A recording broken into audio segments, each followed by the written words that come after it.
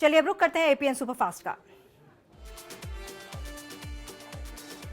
Ticket बंटवारे पर सारी अटकलों पर विराम लगाते हुए सपा प्रमुख मुलायम सिंह यादव ने 325 उम्मीदवारों की सूची जारी कर दी। उम्मीदवारों की घोषणा के बाद फिर से खेमाबंदी शुरू हो गई है।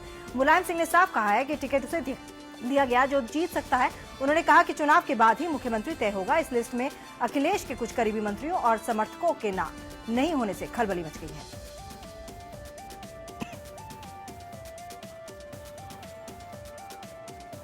इन सबके बीच बड़ी कार्रवाई करते हुए मुख्यमंत्री अखिलेश यादव ने मुलायम सिंह के करीबी माने जाने वालों पर 2 दर्जा प्राप्त मंत्रियों पर गाज गिराई है। अखिलेश यादव ने आवास विकास परिषद के उपाध्यक्ष सुरभि शुक्ला को बर्खास्त कर दिया है। सुरभि के पति संदीप शुक्ला को भी बर्खास्त कर दिया गया है।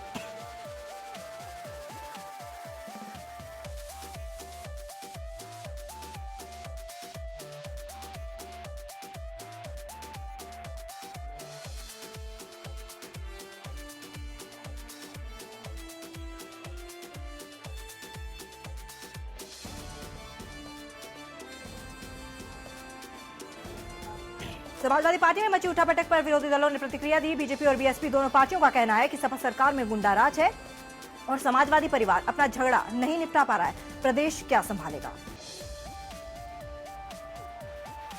तो ये समाजवादी पार्टी का अंदरूनी मामला है। किसे वो टिकट देते हैं, किसे नहीं देते हैं। लेकिन हमने देखा कि पहले चाचा भतीजा, फिर बीच में कोई बाहरी व्यक्ति आ जाता है और अब पिता पुत्र, दोनों में मतांतर है। सरकार में बैठे लोग जिन्हें मंत्रिमंडल से बाहर निकालते हैं, नाकाबिल समझते हैं, पार्टी उनको तवज्जो देती है। पार्टी जिनको तवज्जो देती है उसको सरकार में बैठे लोग नाकाबिल बांधते हैं। यानी पूरी तौर पर कंफ्यूजन है सैफई परिवार में, और यह कंफ्यूजन है तो जनता भी समझ रही है। मुलायम सिंह को लगता है कि ये अपर्याप्त है, इससे बड़ा गुंडाराज होना चाहिए। तो अब वो बड़े गुंडाराज को 2017 में लाने की तैयारी में है, जिसमें उन्होंने जो सबसे बड़े उत्तर प्रदेश के नहीं देश के नामी गिरामी अपराधियों को टिकट दिया है। उससे हमको स्पष्ट हो गया है कि उत्तर प्रदेश के अंदर एक भयंकर कानून व्यवस्था की स्थिति उत्पन्न होगी अगर समाजवादी पार्टी को, और ये जो अखिलेश और मुलायम सिंह का जो युद्ध है, चचा भतीजे और भाई भाई, ये सब मिलके उत्तर प्रदेश को तबाह कर देगा। इसलिए उत्तर प्रदेश के लोगों को इनसे सावधान और सचेत रहना चाहिए। नोटबंदी का आज 11वां दिन है। खबर है कि 31 दिसंबर को पीएम मोदी देश को संबोधित करेंगे, जिसमें बड़े ऐलान हो सकते हैं। नोटबंदी का आज 11वां दिन और नकदी का संकट जिस का तस बना हुआ है। सरकार और आरबीआई राहत के लिए तमाम कदम उठा रहे हैं, लेकिन ये जनता को राहत दे पाने में नाकाफी साबित हो रही है। पीएम की मांगे 50 दिनों की मोहलत में अब सिर्फ चंद घंटे ही बाकी रह गए हैं। लिहाजा लोगों की नजर अब सरकार की ओर है कि लोग ये जानना चाहते हैं कि आखिर पीएम और उनकी सरकार ऐसा कौन सा कदम उठाएगी कि फौरी तौर पर जनता को राहत मिले।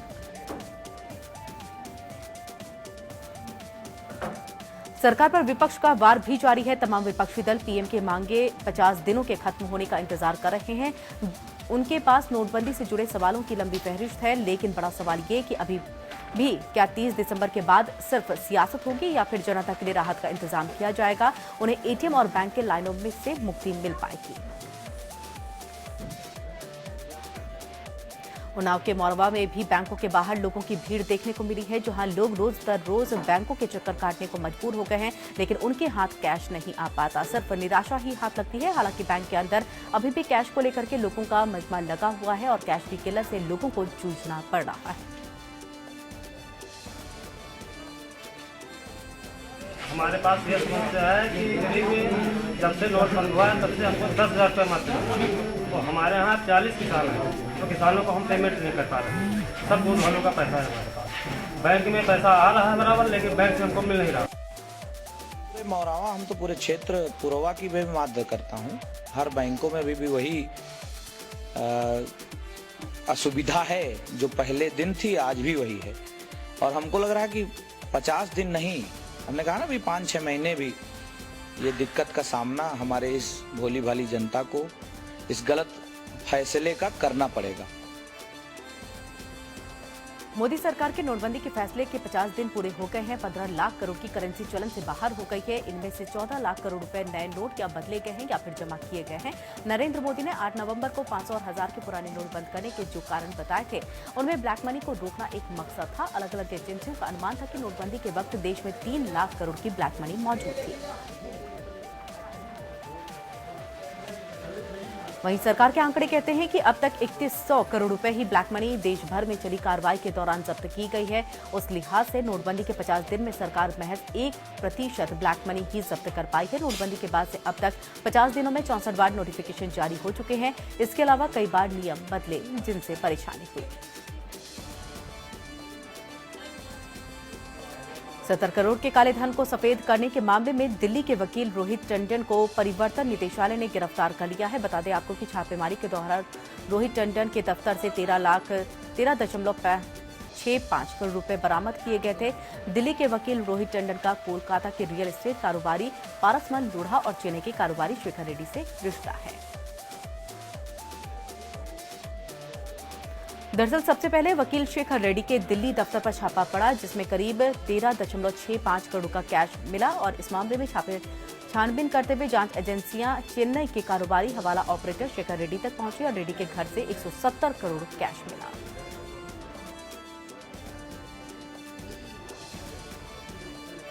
जम्मू कश्मीर के बांदीपोरा में फिर आतंक ने दस्तक दी है। जहां बांदीपोरा इलाके में 2 आतंकियों के छिपे होने की आशंका जताई जा रही है, तो वहीं छिपे आतंकियों को ढेर करने या फिर पकड़ने की कवायद में सेना जुटी हुई है। इलाके में आतंकियों और सेना के बीच मुठभेड़ जारी है। आतंक कब आए और उनकी मदद क्या लोकल लेवल पर भी की जाती है, इसकी भी जांच शुरू कर दी गई है। माना जा रहा है कि ये आतंकी सरहद पार से खतरनाक मंसूबे लिए आए हैं।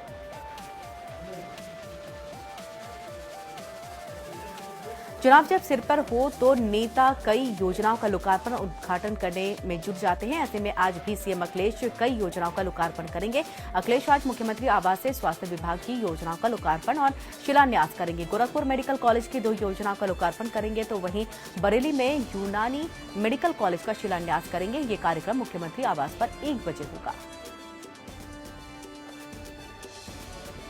अब बात अमित शाह की। अमित शाह आज लखनऊ जा रहे हैं। अमित शाह शाम 5 बजे गोमती नगर स्थित इंदिरा गांधी प्रतिष्ठान में पंडित दीनदयाल उपाध्याय संपूर्ण वाङ्मय को का लोकार्पण करेंगे। बताया जा रहा है कि अमित शाह करीब 1 बजे लखनऊ पहुंचेंगे और वहां से पार्टी के प्रदेश मुख्यालय पहुंचेंगे, जहां वो 4-4:30 बजे अमित शाह इंदिरा गांधी प्रतिष्ठान के लिए रवाना हो जाएंगे। कार्यक्रम में शिरकत करने के बाद शाह शाम को 7 बजे दिल्ली वापस लौट आएंगे।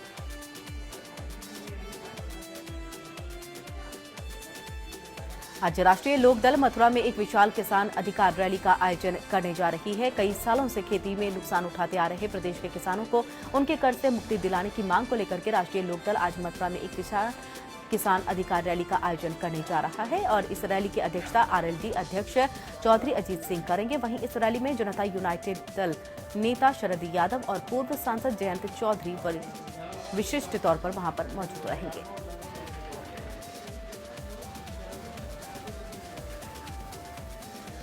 भारतीय जनता पार्टी की तरफ से चंडीगढ़ में आज से विजय संकल्प यात्रा का आगाज किया जा रहा है। ये यात्रा हुसैनीवाला से शुरू होकर के फिरोजपुर, फाजिलका, अमरोहा, राजपुरा होते हुए जालंधर, लुधियाना, अमृतसर, होशियारपुर भी जाएगी। ये रथ यात्रा 8 दिन तक जारी रहेगी और बीजेपी के सभी 23 निर्वाचन क्षेत्रों से होते हुए 8 जनवरी को ये अमृतसर में समाप्त होगी। इस यात्रा में जो सबसे खास बात है वो है प्रदेश अध्यक्ष विजय सांपला के लिए बुलेट प्रूफ रथ बनाया गया है। बीजेपी की विजय संकल्प यात्रा के लिए पार्टी ने पूरी तरह से हाईटेक रथ तैयार किया है और इस रथ में लिफ्ट लगी हुई है। इसके माध्यम से रथ के अंदर से बीजेपी नेता जनता को संबोधित करने के लिए रथ की छत पर पहुंच जाएगा और इसके अलावा रथ में डिजिटल व्यवस्था भी की गई है।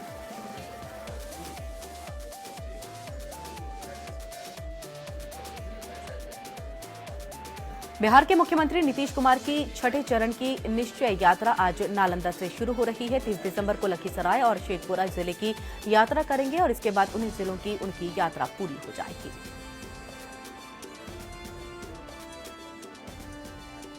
निश्चय यात्रा के दौरान मुख्यमंत्री 7 निश्चय की योजनाओं की प्रगति, शराबबंदी, लोक शिकायत निवारण अधिकार कानून का क्रियान्वयन, विधि व्यवस्था, अनाज खरीद आदि मामलों का जायजा लेंगे और इसके अलावा संबंधित पदाधिकारियों के साथ समीक्षा बैठक करेंगे और चेतना सभा को भी संबोधित करेंगे। 5 चरणों की निश्चय यात्रा में वे 17 जिलों का दौरा कर चुके हैं। 7वें चरण की निश्चय यात्रा अब अगले साल प्रकाशोत्सव के बाद होगी।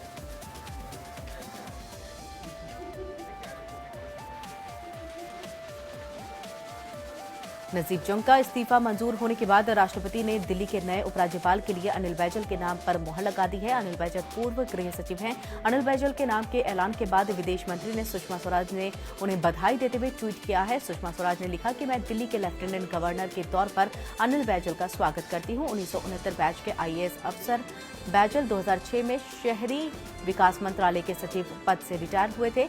बैजल विवेकानंद इंटरनेशनल फाउंडेशन के कार्यकारिणी समिति के सदस्य रह चुके हैं।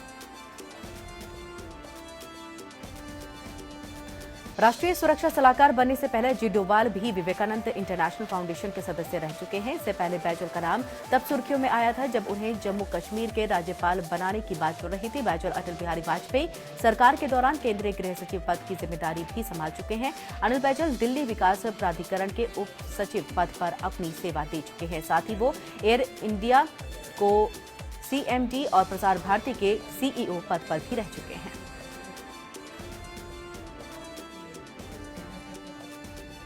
देहरादून में 27 दिसंबर को प्रधानमंत्री नरेंद्र मोदी के जनसभा को संबोधित करने के दौरान आपदा राहत में हुए घोटालों पर दिए बयान के बाद बीजेपी और कांग्रेस एक बार फिर से आमने सामने आ गई है। अब कहीं न कहीं इस मामले में सियासत गर्म होती दिख रही है। पीएम के दौरे के बाद सूबे के नेता एक दूसरे पर आरोप प्रत्यारोप करने में जुटे हैं।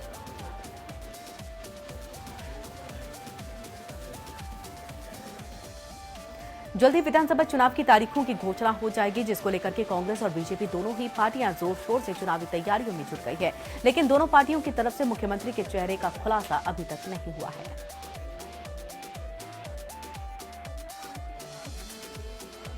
झारखंड सरकार के 2 वर्ष पूरे होने के बाद सत्ता पक्ष और विपक्ष के बीच जमकर के आरोप प्रत्यारोप का दौर चल रहा है। सत्ता पक्ष जहां रघुवर सरकार को राज्य की अब तक की सबसे सफल और जनहित के लिए काम करने वाली सरकार बता रही है, तो वहीं विपक्ष इस सरकार को सैर सपाटे और रंगीन समारोह वाली सरकार बता रही है। सत्ता पक्ष 2 वर्षों के कार्यकाल की रिपोर्ट कार्ड तैयार कर जनता के बीच लाने की तैयारी में है।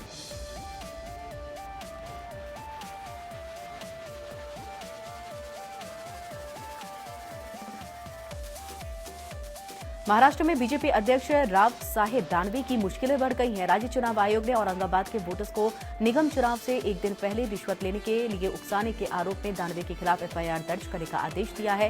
ये FIR चुनाव आचार संहिता का उल्लंघन करने के मामले में दर्ज की गई है।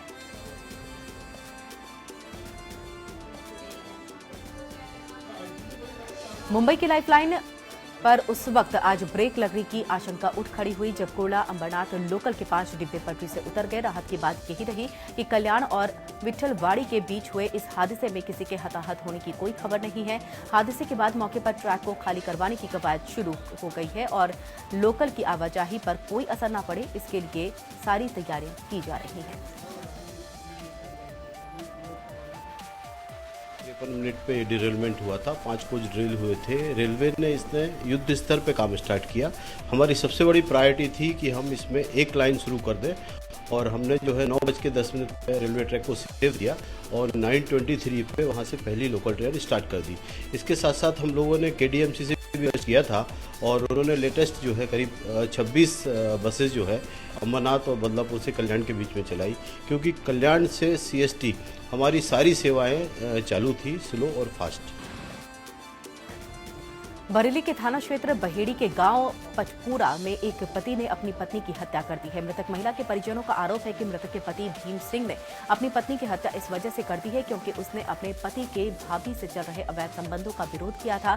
फिलहाल पुलिस ने शव को अपने कब्जे में लेकर के पोस्टमार्टम के लिए भेज दिया है। वहीं पुलिस ने परिवार की शिकायत पर दहेज हत्या का मुकदमा दर्ज कर लिया है, जिसके बाद आरोपी की तलाश शुरू कर दी गई है।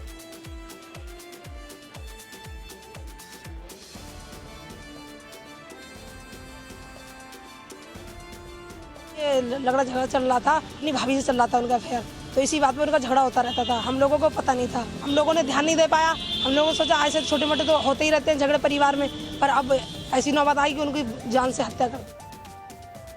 कि 2 वर्ष पूर्व शादी हुई थी। उसके परिवार वालों का आरोप है उनके ऊपर कि ये दहेज के लिए इन्होंने उसकी हत्या कर दी है। अभी प्रथम दृष्टया ये पाया गया है कि वो उसके गले में फांसी का फंदा लगा हुआ था, एक कपड़े से गला घोटा हुआ था और टंगी हुई थी बॉडी। अभी उसको उतार के पोस्टमार्टम के लिए भेजा गया है और मुकदमा दर्ज करके कार्रवाई की जा रही है। बागपत में शहर कोतवाली क्षेत्र के दिल्ली सहारनपुर हाईवे पर बीती रात शॉर्ट सर्किट होने की वजह से डस्टर कार में भीषण आग लग गई है और देखते ही देखते कार धधक धधक कर जल उठी।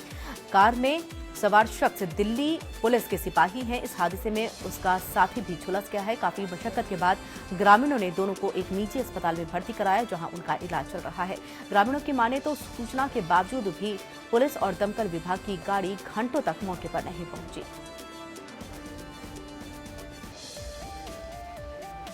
तो इंजन में शॉर्ट सर्किट होने की वजह से आवाज़ उठा, जैसे मैं बोनट उठा के देखा तो उसमें अचानक आग पकड़ ली। उसने बुझाने की कोशिश करी, मिट्टी वगैरह डाल कर नहीं बच पाई और देखते ही देखते सारी गाड़ी खाक हो गई। महराजगंज के पनियारा थाना क्षेत्र के सुचितापुर भगौना में बाहर शौच के लिए जा रहे 2 लोगों पर एक तेंदुए ने हमला कर दिया। गंभीर रूप से घायलों को इलाज के लिए पीएचसी लाया गया है, जहां डॉक्टरों ने दोनों को जिला अस्पताल रेफर कर दिया।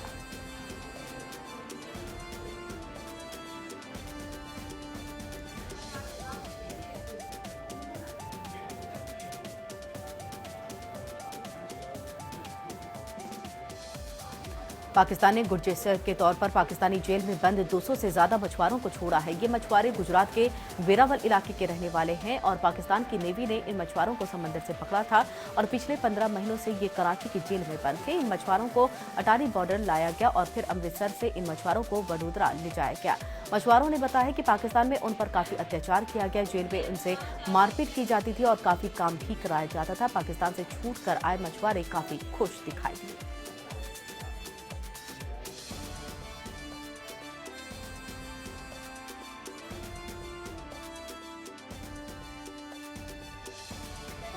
हाँ खुश। हाँ कितने टाइम से बंद थे आप? 15 महीने से। वो अभी तो इंडिया में आएगा तो बहुत अच्छा लगेगा। घर तो बहुत याद आती है। कैसे पकड़े गए थे? वो मच्छी मारने के लिए। दिल्ली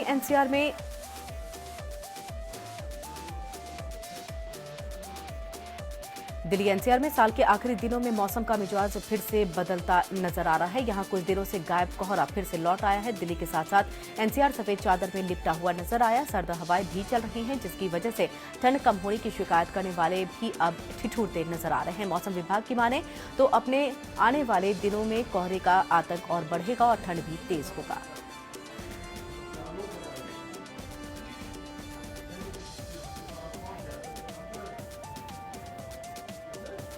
ठंड और कोहरे का असर पटना में देखने को मिला है। लोगों के जनजीवन पर असर इसका पड़ा है। लोग कोहरे से बचने के लिए अलाव का सहारा ले रहे हैं। कोहरे की वजह से बच्चों का स्कूल जाना भी मुश्किल हो रहा है। वहीं विजिबिलिटी कम होने की वजह से सड़क पर गाड़ियां रेंग रही हैं।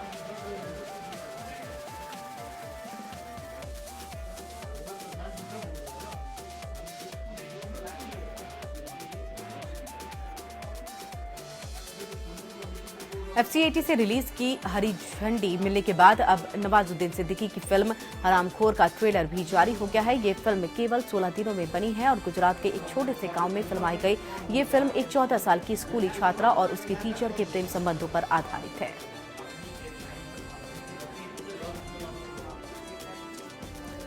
बॉलीवुड एक्ट्रेस दीपिका पादुकोण की पहली Hollywood film XXX return of Xander Cage दुनिया में कहीं भी रिलीज होने से पहले भारत में 14 जनवरी 2017 को रिलीज होगी। दीपिका ने कल ट्विटर पर लिखा है कि ये घोषणा करते हुए रोमांचित हूं कि XXX return of Xander Cage पहले भारत में रिलीज होगी, दुनिया में कहीं भी रिलीज होने से पहले।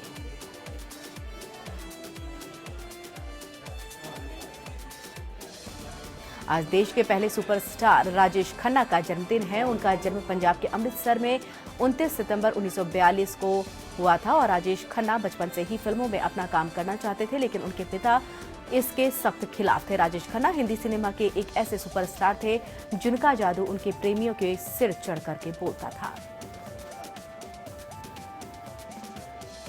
सुपरस्टार राजेश खन्ना और अभिनेत्री डिंपल कपाड़िया की बेटी का भी आज जन्मदिन है। 29 दिसंबर 1973 को मुंबई में ट्विंकल का जन्म हुआ था।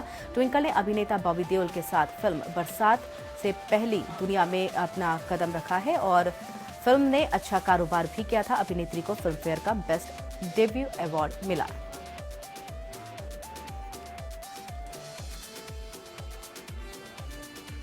और इसी के साथ एपीएन सुपरफास्ट में